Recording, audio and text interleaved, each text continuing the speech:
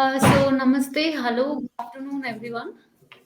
So, on the occasion of World Health Day, we wish you all a healthy and happy life. So, today we have one of the experienced and specialized Ayurveda doctor with us who is going to tell us about what is health and how to maintain health and all. So, also you can write your doubts or queries regarding the health conditions in the comment box. So we are going to answer for all your queries or doubts today. So today we have Dr. Sri Lakshmi, who is an Ayurvedic expert and who is an Ayurvedic consultant from last 22 years. So currently she is working as a chief medical officer in Adyant Ayurveda, Jainagar. And also she gives very customized advices to the patients, and also along with the treatment she will also advise about the diet, lifestyle changes, and she is a very good counselor also. So I'm very happy to introduce her to everyone. So with that, we'll start today's talk. So today's session. So welcome, ma'am. Welcome to you for this healthy talk. Good afternoon, everyone. A very hearty World Health Day to all. Yeah. Participants, if you have any questions, you can write in the comment box, and we would be very happy to answer your all queries or doubts regarding the health. With that, we'll start with the first question. That is, ma'am, how you can say what is Ayurveda? Everyone says Ayurveda principles and all. So, what do you think? What is Ayurveda? Ayurveda is one of world's ancient sciences, which has been a gift to the mankind, which tells about so many principles of life. If we say in simple terms, it is science of life, knowledge about life, how to lead a life in a healthy and good way. So that is what is Ayurveda. Ayu means life, Veda is a knowledge. So knowledge or science of life, which is a gift to mankind, is Ayurveda. Okay. So you are saying the Ayurveda is not only about the treatments; it is also about the principles to be healthy. Yeah. Yes. Ma'am, can you tell in a brief what is the history of Ayurveda, like how Ayurveda is originated? Hmm. Ayurveda is called as one of the Upavedas. That is, we have four Vedas, and it is one of the Upavedas. Thousands of centuries back itself, it has been evolved, and it is all the scriptures are in Sanskrit in the form of shlokas, and which have commentaries. Later on, many people have done commentaries and all regarding that, and it has passed on from generation to generation, and as a part of Veda, it is a part of our science, traditional science. Okay. Ma'am, what is the aim of Ayurveda? Ayurveda's first principle is called as Swastasya Swastya Rakshanam Aturasya Roganut. That is, Swastha is a healthy person, Swastya is the health of the healthy person. So, maintenance of health of a healthy person is the first prime principle of Ayurveda. A very unique concept in Ayurveda, which no other science proclaims. That is, maintaining the health of a healthy person first, then handling the diseases. Atura is a patient or a person with a disease or disorder, and Roganut is removing that disease or disorder or relieving the person from his ailment. We can consider like that. That is the second principle of Ayurveda. The first main thing it proclaims Swastasya Swastya Rakshanam, health of the healthy person also. It has also to be maintained. Then we go on for ailments, curing, curative, all those type of treatments. Okay. Usually when anybody comes to Ayurveda center, So they Yeah. always say about diet. So Yeah. we used to say about the strict diet and all. Yeah. So how you can explain, ma'am, like what is diet and what is the importance of diet, even in a healthy person? Okay. Ayurveda has three pillars. The most important pillar is called as ahara, or a pillar for a support for a body, we can call is ahara. Ahara, or the food we consume. So it is a very big, vast topic actually. To tell in a small way, first it starts with the timings of food. What are the ahara kalas, which is the correct time to consume the food. It stresses on the point that eat when the previous meal is digested. That is the important concept. After your previous meal is digested, you have to come and consume the next meal. And how the meal should be is based on the time of the day the meal is consumed, the rutu or the season in which we have to consume, what are the consumables of the season particular to that season, what we have to consume. And also it emphasizes on the place of where the food is prepared, the hygiene of the place where the food is prepared, where a person has to sit and consume the food, in what posture he has to sit, how he has to be focusing on the food, because the food should give us the maximum benefits.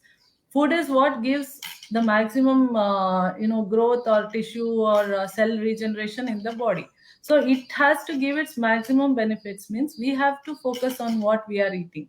So there should be no diversions like screen, mobile, or picture, or TV, or anything.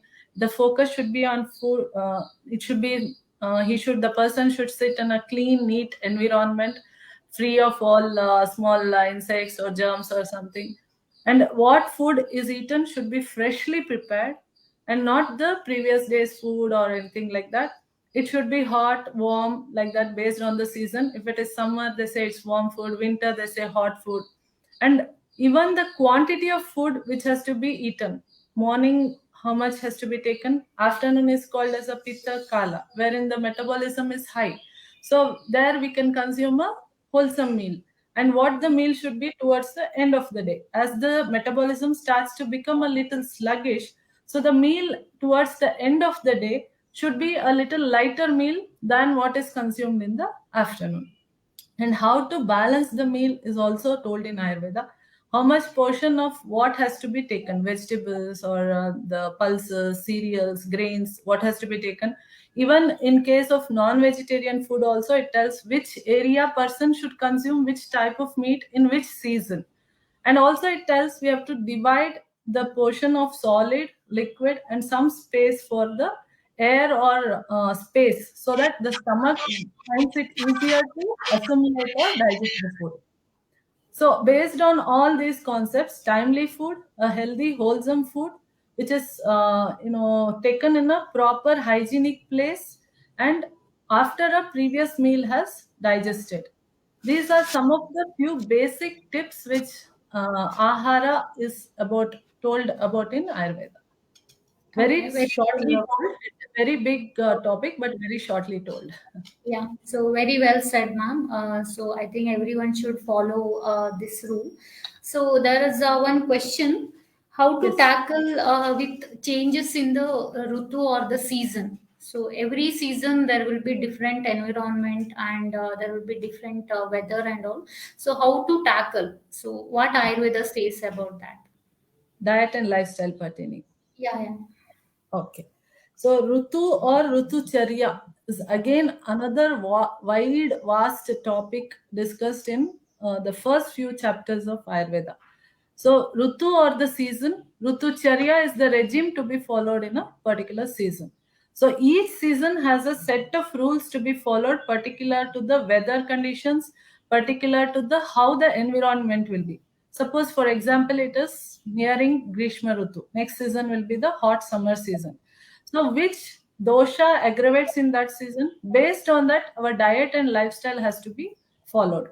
Here, hydration is most essential in Grishma Rutu.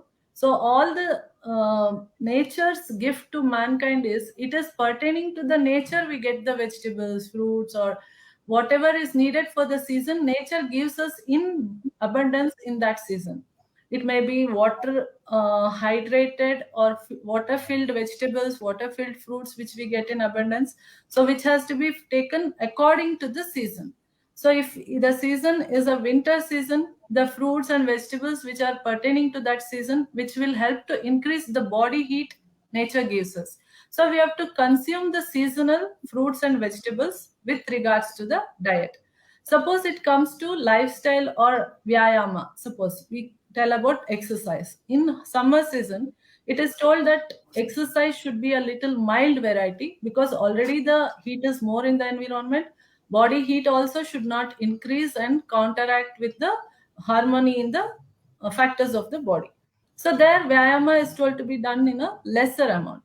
Same thing in winter, vyayama is told to be done in a more quantity so that body can generate its own heat to help maintain the balance between the cold weather and the body temperature. So pertaining to these things, season wise, Ayurveda tells a lot of rules and regulations which, if followed correctly, helps us to go through that season without much trouble. And there is a factor called as Rutu Sandhi, which is mentioned with prime importance. That is the last 15 days of the ending season and the first 15 days of the coming season. So this change in season, there are a lot of changes in nature. Same way, bodily factors like doshas, dhatus, everything starts to take over this season's change to the next season, wherein lot of changes are going along inside of the body also. So we have to take care in this last 15 days of the previous season and first 15 days of the coming season. We have to help our body adapt to the next season with some changes in diet and lifestyle slowly in a step by step manner, so that the next season doesn't come on bang on us with all the factors which can harm us. So to prevent or to maintain the health from one season to another season, following a particular beautiful regime mentioned in Ayurveda for Rutu Sandhi is helpful. So this is the changes of season. Nature also teaches us so many things. Suppose it is winter, there will be a lot of dryness in the skin. So that means the old skin, dead skin is going, and we are going to regenerate new skin. Same way, trees leaves are falling and new leaves are coming. So adaptability, how nature is doing, the same adaptability has to be done in the body also. So through some maybe shodhana chikitsas, panchakarmas, all this we can adapt along with some diet and lifestyle changes. Okay. So there is a always there is a connection between nature and the body. So we have to adopt according to that. Okay. Yes. So there is one more question, ma'am. What kind of diet we can follow in summer? So this is particular to this season. So the Yeah. question is asked. Yeah. Okay. As I mentioned earlier, summer is a dry season wherein the external environment has lot of heat. Same way, there is a lot of heat in the body also. So all the coolant things, that is all the vegetables, fruits, or liquids or fluids which we take, should help to rehydrate us. So hydration is the motto in summer which has to be followed by everyone. So also to maintain or lessen the body temperature is what we have to do, so that we can balance the external heat, and also the heat generated inside the body because of the external heat has to be lessened. So this we can adapt using some of the vegetables and fruits which are found abundantly during summer: cucumbers, watermelons, muskmelons. So they nature gives us those clues that consume this more, so that you can balance the hydration in your system. Also, fluid need not always be water. See, fluid can be in the form of buttermilk, fluid can be in the form of ganges, soups, also all such things. Along with that, whatever is eaten can be eaten in a little liquid form, so that not in a solid form, more of a liquid type of consistency having items, so that we can compensate the water loss which is happening through the sweat. So a lot of sweating happens, lot of salt is gone from the body, so we need to rehydrate and improve on these things. So we have to consume fruits, vegetables, and all that which have lot of water content, all the items which are in little fluid consistency. Along with this, as I told previously also, exercise should be done in a mild or moderate variety, because body heat, more it is generated, more sweating happens, more dehydrated the person gets. So to avoid that, exercises should be done in a mild or moderate way during summers. Okay. So in summer season, we have to have more of hydrating food Yes. items. Yeah. Yeah. So there is one more question, ma'am. Why is Yeah. sleep necessary for good health? As I told earlier, there are three pillars to support our body. One is ahara, the next is nidra. Nidra or the sleep. So every system, or suppose it is a mobile or a laptop, everything needs a break or a rest. Same way happens with the body also, which is a continuous working, mechanism from morning till night. It may be according to Ayurveda, the doshas, dhatus, everything. They need a rest or a time to regenerate themselves or to repair themselves. Cell repair happens, tissue repair happens. Same thing is told in Ayurveda also, dhatu. It is mentioned in terms of dhatu, dosha, and all that. And a rest to all the bones and muscles, everything is needed, even for the mind also. So that is the importance of sleep, which gives us a freshness for the next day. And Ayurveda also emphasizes that timings of sleep should be proper. It should not be akala. It should be in time, like post the sunset, and we have to get up before sunrise, that is during the Brahmi Muhurta. So a good sound sleep during this period helps to body to regenerate itself, revive itself, repair itself, and get ready for the next day. And also to keep the mind calm, so that next day whole system, the mind, body, spirit, everything works in harmony. Okay. So there is a saying that sleep is the best meditation of life. So that's why even sleep is very necessary to refresh yourself and to regenerate your all body tissues. So there is one more question, ma'am. Which food should be avoided for weight loss? Okay.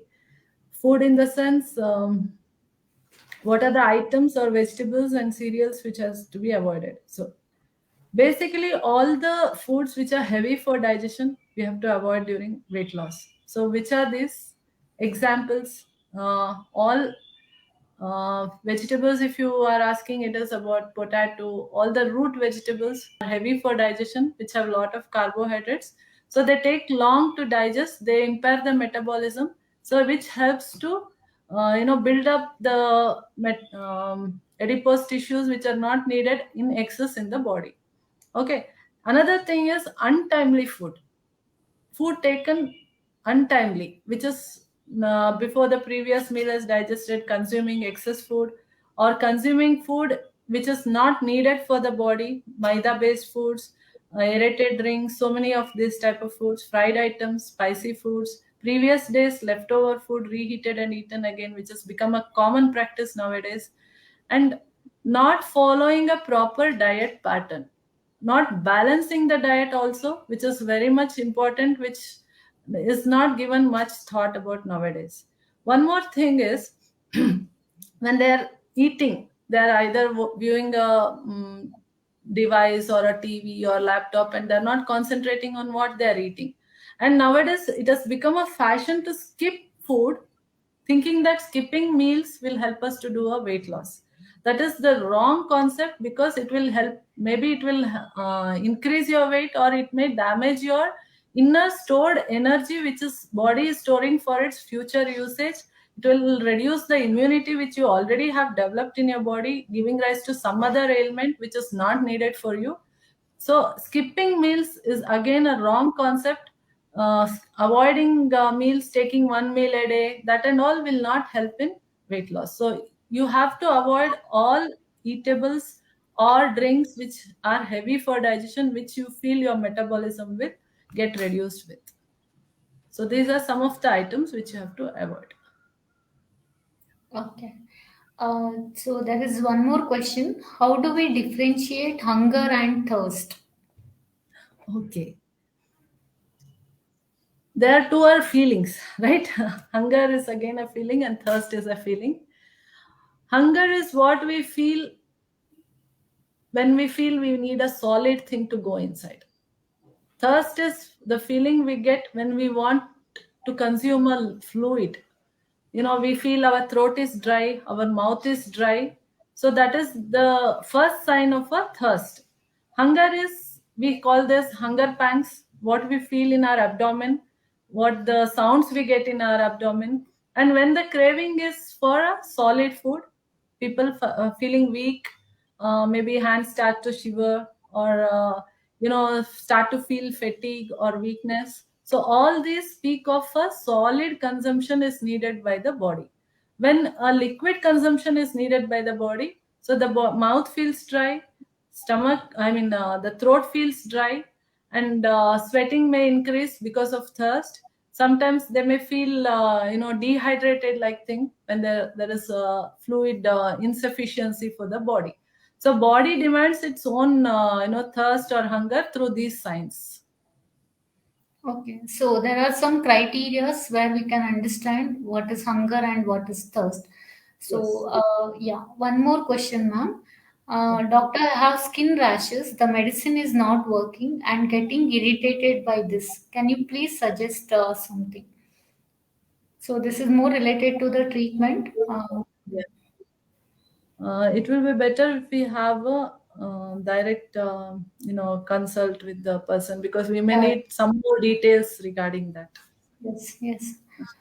So the participant can have a consultation so that the doctor can see in detail, and yeah, definitely we can help you with that. So there is one more question, ma'am. Yeah. Doctor, can you tell me why a person cannot gain weight with the healthiest diet? Is this any Ayurvedic solution? Okay, it is about gaining weight. Yeah, yeah. Yes. Okay. Ayurveda speaks of Prakriti in a person, Vata, Pitta, Kapha. So, according to the Prakriti, the shape of the body, or the structure of the body, or the metabolism of the person is defined. Suppose it is a Vata Prakriti predominant person, they have a varied metabolism, a high metabolism, but at the same time, they are not able to put on weight because of the Vata, which is more predominant Prakriti wise in their body. Same thing in a Pitta Prakriti person also. It is a metabolism is on a infrequent ratio. That is, in a 2 hours, 3 hours once they may start to feel hungry. They, in spite of consuming good amount of food, they are able to assimilate it and throw it out of the body also fast. So they are not also going to gain much weight. But if it is a Kapha Prakriti person, so in that person, even if the person consumes a very small amount of food, because their metabolism is quite less compared to Vata and Pitta Prakriti person, so they have a tendency to gain weight in spite of consuming a small amount of food. So based on the Prakriti, some people tend to gain weight. Some people, in spite of consuming a heavy, good, nutritious diet, also they are not able to gain weight, and this is actually based on the Prakriti. Okay. And staying healthy is important than weight, is what I feel. Yeah. Staying healthy, active, and body and mind active, that is more important than the body structure or the weight of the body. Yeah. So if you are think you are active, then you are healthy. So no need to consider about body weight. Yeah. Yes. So there is one more question, ma'am. Can you tell us about some daily usable food items, or the grains, fruits, vegetables, etc., which we can use on daily basis to maintain health? Okay. So generally it depends on region to region also. If it is about South India, or suppose it is about Bangalore, so most of the people consume rice or ragi here, because that is the widely used crop, widely grown crop. Same way, if you go towards a little further, they consume more of wheat or wheat based things. So generally, rice, ragi, wheat, jowar, bajra, whatever it is, these are carbohydrates. But only advantage we have in ragi is rich in calcium. So it helps to improve your bone strength and all that. So it has one added advantage. Along with this, you can consume millets also as carbohydrates. So a meal is divided into carbohydrate, protein, and fat, if I have to tell in a layman's term, it is divided into carbohydrate, protein, and fat. So the carb under the carbohydrates we have rice, ragi, wheat, jowar, bajra, millets, which give us equal amount of carbohydrate. Only thing is ragi is the advantageous one because it has lot of calcium in it. Second is about the pulses, that is dals which are used. Any form of dal, it may be tua dal, moong dal, even the grams, that is green gram, Bengal gram, Kabuli gram, all this had add on to the protein content in our food. Also groundnuts, these type of nuts also add to the protein content in the food, along with the vegetables and greens which you are going to include in the diet. And a small amount of fat is needed for the body. Fat generally should not be considered as butter or cheese. Fat, what I'm speaking here, is about ghee or the little oil which is used in the form of seasoning in all the curries or vegetables which are prepared. If you are a non-vegetarian, so it is better to take it in a moderate quantity, and the low fat ones are the best options. Egg consumed daily is also fine, and a little bit of curd or buttermilk based on how it is prepared. Suppose it is fermented in the morning to be eaten in the afternoon, that curd is a healthy curd. But a curd kept for 2 days and then consumed, it becomes a pitta vruddhikara ahara, so we should not consume that. It is better to use a buttermilk instead of this type of curd. And curd consumption in the night should be strictly avoided as it will help to increase the kapha dosha, which should not happen. So in the afternoon meal, a good portion meal should be taken because pitta or metabolism is good there. As we go down in the evening, it is better to avoid all heavy food items and to stick to a light meal. That too before 6:30 or 7 is a preferable thing. And a light breakfast, a healthy breakfast, nutritious breakfast is also very much necessary because most of the people tend to skip breakfast. So that should also not happen. Okay. So, as ma'am is saying, so we have to include protein, carbohydrate, and fat content in our diet. So, according to that, we have to choose the food items which we can Yes. use on daily basis. So, there is one more question, ma'am. My mother is having joint pain in her knees, and her age is around 47. Can you suggest something? So, this is also related to the treatment. Yeah. Yeah.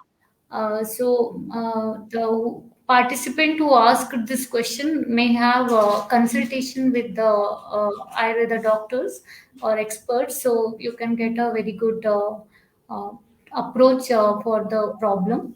So there is one more question, ma'am. Can Ayurveda increase height? Again, height is a genetic thing, a prakriti thing also. So it is based on what genes are passed on to you through your parents. You may resemble your parents maternal side or the paternal side also, but of course some of the exercises can help you increase your height, not like what your desired height is. You can increase your height a little with swimming, some sports like basketball and all, where you need to stretch yourself. So that type of, and tadasana is one yoga posture which helps to make your spine straight and also to increase your height a little. So it is Okay. purely a genetic thing. Yeah. And these few things can help you increase it a little bit. Okay. So there is one more question. Doctor, can you talk about intake of curd during night time? As I previously told, curd should be Hmm. avoided during night time because it is a kapha vruddhi ahara, and which is in the kapha kala. We should not increase the kapha vruddhi ahara. Of course, during winters and all, we ask you to consume more of buttermilk than curd, wherein the kapha factor is going to affect in more in winter. In summer, as I told previously also, morning, which is kept for fermentation and consumed in the afternoon, is quite good as it helps to increase the intestinal activity and increase the probiotic content also, and which will act as a coolant also for the body. But buttermilk is the better option, is what I feel. Okay. More than curd, buttermilk is the better option, but a freshly fermented curd during summers is quite good. Avoid it in the night times.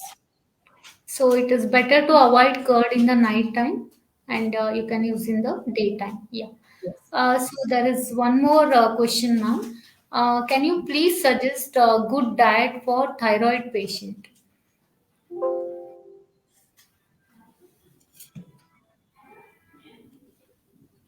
Okay, sorry, there was a small disturbance. Sorry. Yeah. Uh,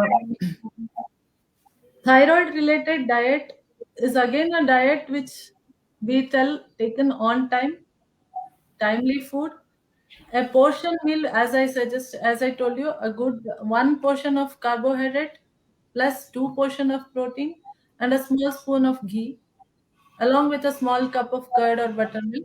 This is what is most needed on timely basis, which has to be consumed. And exercise is a very essential thing for thyroid. Burning out the calories is most important in a thyroid person, and this has to be followed very strictly for burning out today's calories and taking a diet which has all the elements. And Ayurveda also tells include shed rasas in your diet.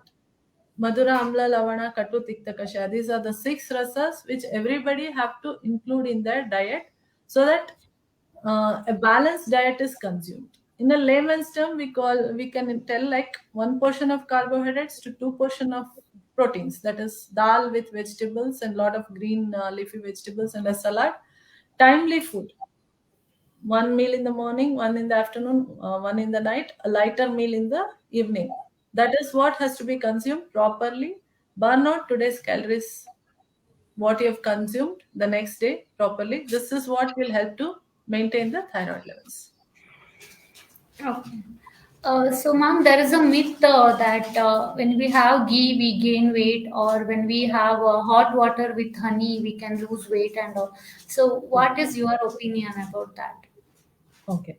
Ghee will surely never increase your weight. It is not going to increase your carbohydrate levels also. Sorry, calorie levels also.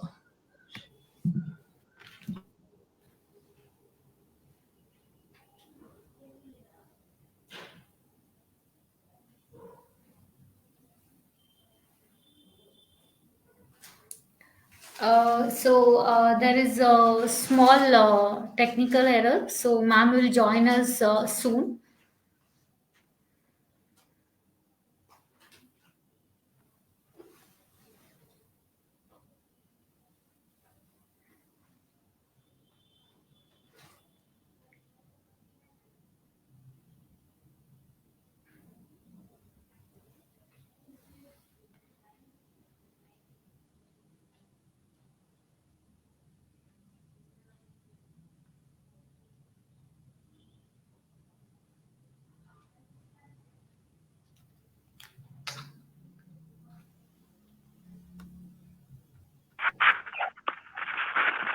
Yeah.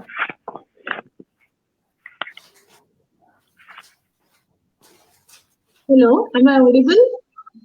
Yes, ma'am. Yes, ma'am. Yeah. Sorry, there was a network issue. Sorry Yeah. about that. Yeah. Okay, we were talking about ghee, right? Hmm.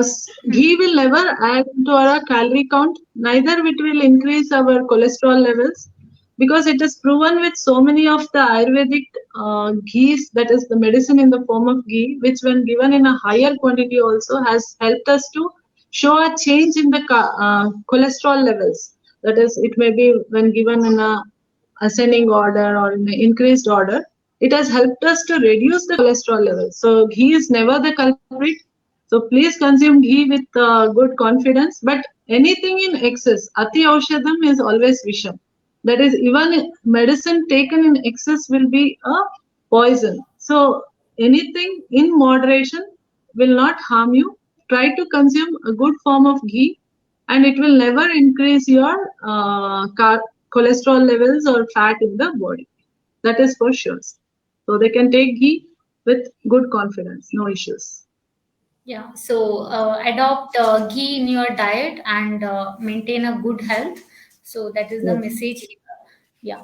There is one more question, ma'am. Can you please suggest what Ayurveda says about gaining height? So this is already answered.